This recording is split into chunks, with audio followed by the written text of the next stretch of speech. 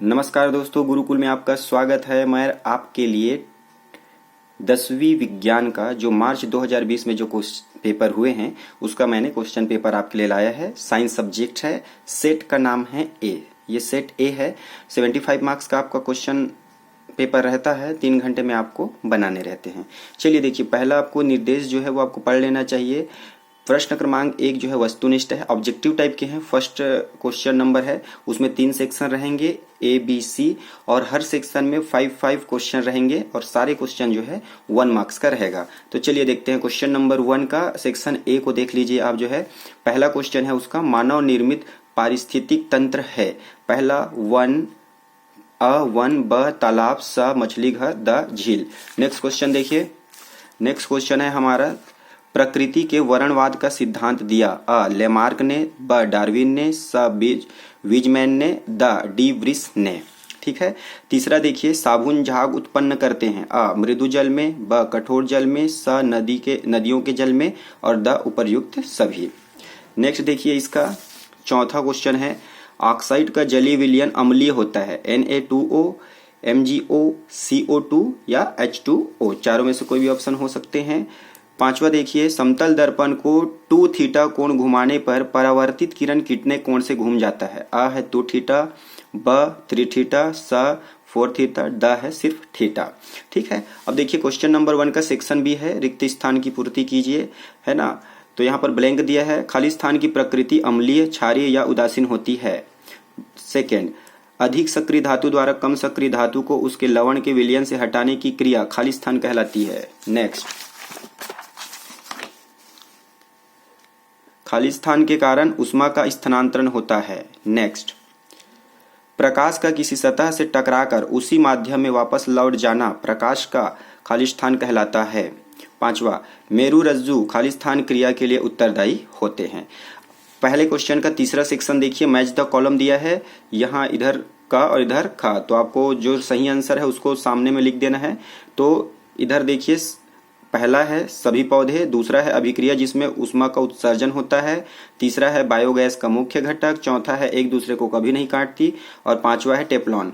ब इधर देखिए, ए ऊष्माक्षेपी, बी मेथेन, सी उत्पादक, डी गैस्केट, और ई जो है 2 चुंबकीय बल रेखाएं। तो आप मैच द कॉलम में फाइनल आंसर को लिखेंगे। नेक्स्ट क्वेश्चन, अब देखिए यहाँ पर एक निर्देश दिया है, फिर से आपको पढ़ना है। Question number 2 to question number 6 तक आपको जो है 2 मार्क्स के क्वेश्चन हैं, और यहाँ पर जो है 2 मार्क्स के हैं, तो आपको 2 मार्क्स के हिसाब से आंसर लिखना चाहिए स्टूडेंट। जैसे कि अब देखिए क्वेश्चन नंबर 2 क्या बोलता है, भोज्य पदार्थ में पाए जाने वाले किन्हीं 2 अम्लों के नाम लिखिए। यहाँ पर देखिए 1+1, तो आपको 2 अम्लों के नाम लिखेंगे तब आपको 2 मार्क्स का मिलेगा। क्वेश्चन नंबर 3 देखिए, जैव उत्प्रेरक किसे कहते हैं। तो ये 2 मार्क्स का है, तो आपको थ्योरी लिखना है 2 मार्क्स के हिसाब से। पवन ऊर्जा के कोई 2 उपयोग लिखिए। देखिए 1+1, तो इसका मतलब यह है कि आपको 2 उपयोग लिखना पड़ेगा। क्वेश्चन नंबर 5 देखिए, रुधिर क्या है। तो रुधिर को आपको 2 मार्क्स के लिए समझाना पड़ेगा। जीव भार किसे कहते हैं, 2 मार्क्स का है। क्वेश्चन नंबर 6 है, तो जीव भार किसे कहते हैं वो आप परिभाषित करेंगे। फिर से देखिए आपके पास फिर से इंस्ट्रक्शन आ गया है। Question number 7 to question number 10, इसमें प्रत्येक क्वेश्चन जो है इच क्वेश्चन 3 मार्क्स। कितने शब्दों में लिखने हैं, 50 शब्दों में आपको लिखने की कोशिश करने हैं जवाब। चलिए क्वेश्चन नंबर 7, जल की महत्तम विशिष्ट ऊष्मा के दैनिक जीवन में 3 उपयोग लिखिए। देखिए 1+1+1 मतलब आपको 3 लिखने ही पड़ेंगे। 8वां, लेंस के कोई 3 उपयोग लिखिए। 3 1+1+1, तो 3 उपयोग लिखेंगे तो 3 मार्क्स आपको मिल जाएंगे। 9वां क्वेश्चन देखिए, चुंबक के 3 प्रमुख गुण लिखिए। फिर से 3 गुण लिखेंगे चुंबक के, तो आपको 3 मार्क्स मिल जाएंगे। क्वेश्चन नंबर 10 देखिए, एक ही जाति समूह में उपस्थित सभी जीवों के लक्षण समान होते हैं। इस समानता के कोई 3 कारण लिखिए। समान होते हैं बता दिया है, लेकिन कारण आपको पूछा जा रहा है कि क्यों होते हैं, तो 3 कारण जब लिख देंगे तो आपको मिल जाएगा नंबर 3 मार्क्स का। चलिए फिर से इंस्ट्रक्शन आ गए हैं क्वेश्चन नंबर 11 से क्वेश्चन नंबर 14 के लिए, और सारे क्वेश्चन अब आ गए हैं 4 मार्क्स के। और 4 मार्क्स का है मतलब यहाँ से आपका ऑब्जेक्टिव शुरू हो जाता है, ऑप्शन शुरू हो जाता है, दोनों में से कोई एक अटेम्प्ट करना रहेगा, बनाना रहेगा, है ना।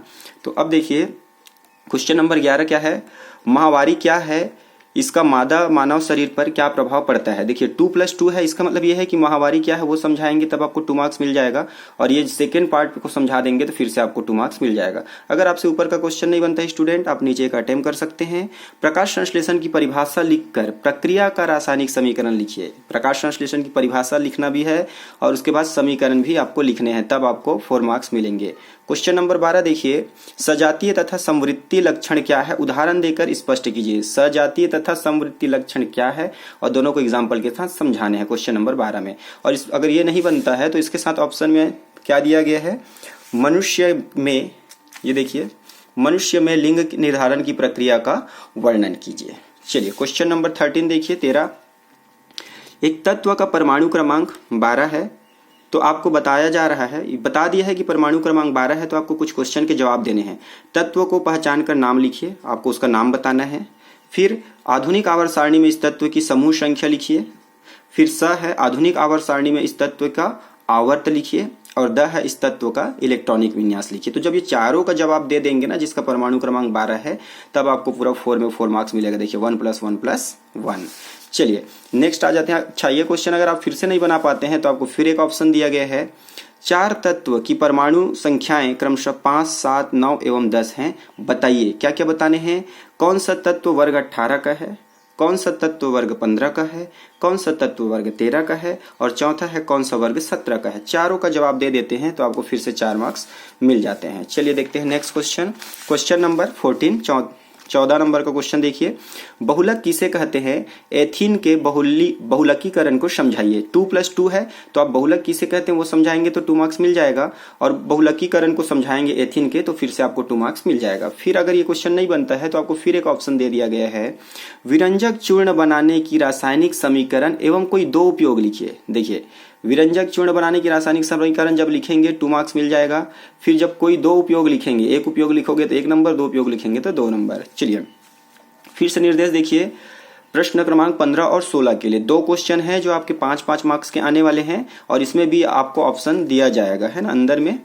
तो क्वेश्चन देख लीजिए, एक मछली तालाब की सतह से 75 सेंटीमीटर गहराई पर प्रतीत होती है, तो सतह से उसकी वास्तविक गहराई ज्ञात कीजिए। यहाँ पर देखिए एक डेटा दिया गया है, आंकड़ा दिया गया है, वैल्यू दे दिया गया है। जल का अपवर्तनांक 4/3 लेके आपको चलना है। 5 मार्क्स का है तो ये आपको पूरा सॉल्व करने हैं। एक प्रकार से आप न्यूमेरिकल है ये, तो इसमें पूरा फॉर्मूला पता होना चाहिए स्टूडेंट, तब आप बना पाएंगे। अगर ये न्यूमेरिकल नहीं बना पाते हैं सवाल को, तो फिर से आपके पास एक और आ जाता है, प्रकाश वायु से 1.50 अपवर्तनांक वाले कांच प्लेट में प्रवेश करता है, कांच में प्रकाश की चाल ज्ञात कीजिए। कांच में प्रकाश की चाल ज्ञात कीजिए, और क्या क्या दिया है आपको, निर्वात में प्रकाश की चाल जो है 3 × 10⁸ मीटर प्रति सेकंड है। तो यहाँ पर आपको क्या दे दिया गया है क्वेश्चन में और क्या निकालने बोला है ये समझना चाहिए, और उसके अकॉर्डिंग आप कौन सा फॉर्मूला लगाएंगे तब ये सारे वैल्यूज निकाल सकते हैं, तो आपको सोचना पड़ेगा।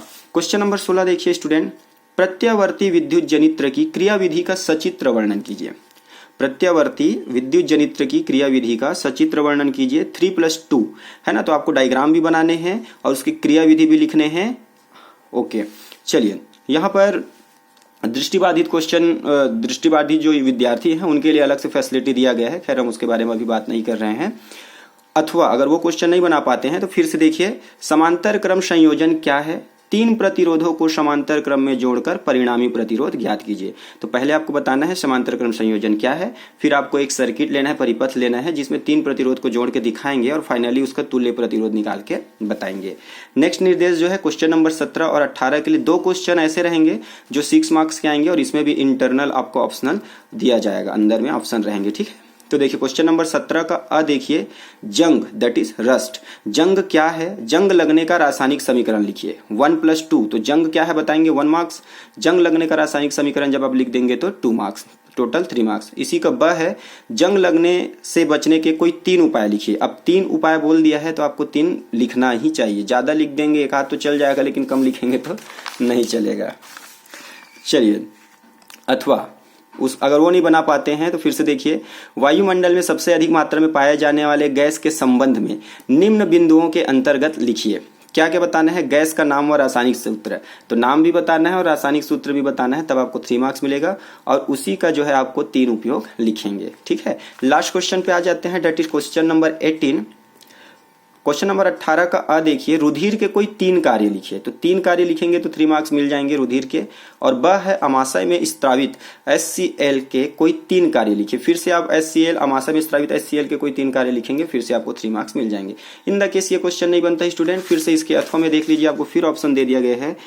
अ, पीयूष ग्रंथि को मास्टर ग्रंथि कहते हैं क्यों? तो आपको कारण बताना है क्यों मास्टर ग्रंथि कहते हैं। और ब है मानव मस्तिष्क के भागों के नाम लिखकर प्रत्येक भाग के एक एक कार्य लिखिए। आपको नाम भी बताने हैं और उसके मिनिमम में एक एक जो है कार्य बताने हैं। तो ये था हमारा 10th साइंस का क्वेश्चन पेपर जो 2020 का है। सेट का भी नाम मैंने आपको बता दिया था, कौन सा सेट है आपका, ए सेट। सो आशा करता हूँ स्टूडेंट ये आपके लिए बहुत हेल्पफुल होगा और अच्छे से पढ़ाई करते रहे। कोई भी अगर आपको डाउट होता है कमेंट बॉक्स पे पूछ सकते हैं। So thanks for watching, thank you so much. और आप हमारे चैनल पर नए हैं तो चैनल को सब्सक्राइब करें ताकि हम आगे भी आप बाकी के सब्जेक्ट का क्वेश्चन पेपर आपके लिए उपलब्ध कराते रहें। Thanks for watching.